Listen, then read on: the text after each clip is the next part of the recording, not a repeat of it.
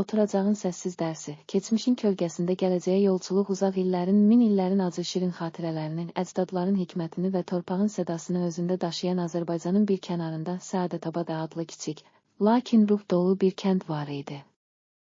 Bu kəndin dar daş küçələri, ətrafdakı sərt dağların və meşələrin qoynunda gizlənən ənənələrin, axan çayın kənarında əsən sakit küləkləri, hər kəsin qəlbində sanki bir nağılın incə sədasını yayırdı. Hər daş, hər yarpaq, hətta çayın şırıltısı belə keçmişin vətənpərvər hekayələrinin, ailə bağlarını və sarsılmaz ümidləri daşıyırdı. Kəndin mərkəzindən əbədi ümid məscidi dayanırdı. Məscidin divarları üzərində asılmış köhnə əl yazmaların, əcdadların öyrətdiyi dəyərləri, sevgi, mərhəmət və ədalətin sədasını gələcək nəsillərə çatdırmaq üçün bir mənbə kimi parlayırdı. Hər səhər günəşin ilk şüaları məscidin pəncərələrindən içəri sızar, orada toplanan kəndlilərin qəlbində yeni arzular və ümid çiçəkləndirərdi. Bu kəndin ən qiymətli irsindən biri nəsillər boyu ötürülən, həmişə yerində qalan və sirr dolu bir əşya idi. Kəndin hörmətli ailələrindən biri olan Məmmədovlar ailəsinin evində böyük, qədim bir stul yerləşirdi. Bu stul təkcə oturmaq üçün bir vasitə deyildi, o, ailənin keçmişinin, əcdadların həyat dərslərini və insan qəlbində yanan sarsılmaz ümidin simvolu idi. Hər kəs bu stulu gördükdə atalarının, böyüklərinin və keçmişin qürurlu hekayələrini xatırlayırdı. Ailənin başçısı Həsən bəy stulun yanında həmişə oturub, sakitcə keçmişin xatirələrini danışardı.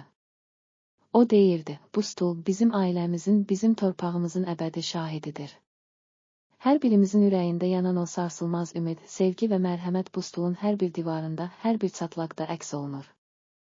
Biz bu stulu yalnız oturmaq üçün deyil, həyatın dərslərini, sevginin və bağlılığın sədasını dinləmək üçün istifadə edirik. Həsən bəyin iki övladı, çalışqan gənc Rafiq və incə ruhlu, şeir dilində duyğularını ifadə edən Nigar, atasının bu sözlərini qəlblərində daşıyır. Stulun ətrafında toplanan ailə üzvləri ilə keçmişin vətənpərvər hekayələrini eşidərək böyüyürdülər. Rafiq tarlalarda torpaq əkməklə məşğul olur, hər bir günün çətinlikləri arasında atalarının gücünü, mərhəmətini və sarsılmaz ümidini özündə hiss edirdi. Nigar isə hər axşam günəşin batışı ilə stulun yanında oturub, köhnə məktublardan, şəkillərdən və əcdadların izlərini daşıyan hər bir xatirədən ilhamlanaraq, ürəyində yanan duyğuları şeirə tökürdü. Bir gün kəndin yaxın meşələrindən, axan çayın kənarında, Rafiq yeni bir dərs almaq üçün tək başına yola çıxdı. O, torpağın, ağacların, çayın sədasının, əcdadların izlərini dinləyərək, həyatın hər anının özündə bir sirr, bir dərs olduğunu anlamağa çalışırdı. Yolda o, qarşısına böyük bir daş blok çıxan, sərt və dəyişməz bir maneə ilə rastlaşdı. Bu daş blok, sanki o kəndin keçmişində yaşanmış böyük bir fəlakətin, kədərin və acının simvolu idi. Rafiq, daş blokun qarşısında dayanıb, onun hər bir detalını diqqətlə incələdi. O, düşündü, həyat təkcə asan yollardan ibarət deyil. Hər bir əngəl, hər bir çətinlik bizə öz içimizdə yatan sarsılmaz gücü, sevgini və mərhəməti kəşf etdirmək üçün var. Bu daş blok, keçmişin acısını və ümidin dərinliyini bizə xatırladır. Rafiq, özündə yanan sarsılmaz ümid və inamla daş bloku aşmağa qərar verdi. O, ətrafındakı hər şeyi, torpağın sədasının, əcdadların sirlərini, stulun daşıdığı ailə dəyərlərini bir araya gətirərək o əngəli aşmaq üçün çalışdı. Hər itələmə, hər addımında o, Tolstoyun romanlarında təsvir olunan qəhrəmanların əzmini və sarsılmaz inamını özündə hiss edirdi. Rafiq, nə qədər yorulsa da, qəlbində yanan o sarsılmaz işıq onu dayandıra bilmirdi. Nəhayət, o, daş blokun müqavimətini aşdı və o an gözlərində həm qürur, həm də sarsılmaz ümid parıldadı. Bu uğur, kənddə böyük bir bayram kimi qarşılandı. Həsən bəy, stulun yanında oturub, bütün ailə üzvləri və kənd sakinləri arasında Rafiqin uğurunu qeyd edərək belə dedi: Əzizlərim, bu stul bizim ailəmizin, bizim torpağımızın, bizim keçmişimizin və gələcəyimizin əbədi şahididir. Rafiqin bu uğuru yalnız bir daş blokunu aşması deyil, eyni zamanda həyatın hər bir çətinliyini, hər bir əngəli aşaraq qəlbində yanan sarsılmaz ümidin və sevgini ortaya qoymasıdır. Bizim əsl zənginliyimiz, ailə, dostluq, sevgi və mərhəmət yalnız maddi sərvətlərdə deyil, qəlbdə, keçmişin dərslərində və gələcəyin ümidində gizlidir. Bu sözlər kənd sakinləri arasında dərin duyğular oyandırdı.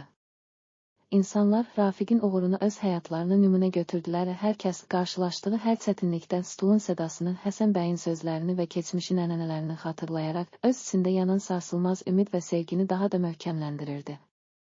Nigar isə bu hadisəni unutmadan öz şeir və nəsr əsərlərində Rafiqin və kəndin bu sarsılmaz mübarizəsini, sevginin və mərhəmətin dərinliyini sənədləşdirdi.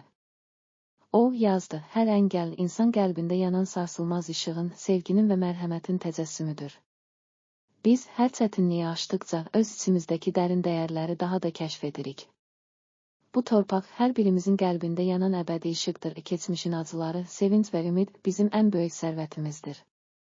Kəndin mədəniyyət evlərində keçirilən ədəbiyyat gecələrində Rafiq və Nigarın yazdıqları ailə, sevgi və insanlıq dəyərlərinin sarsılmaz gücünü Tolstoyun romanlarındakı kimi dərin təsvirlərlə oxuculara çatdırılırdı.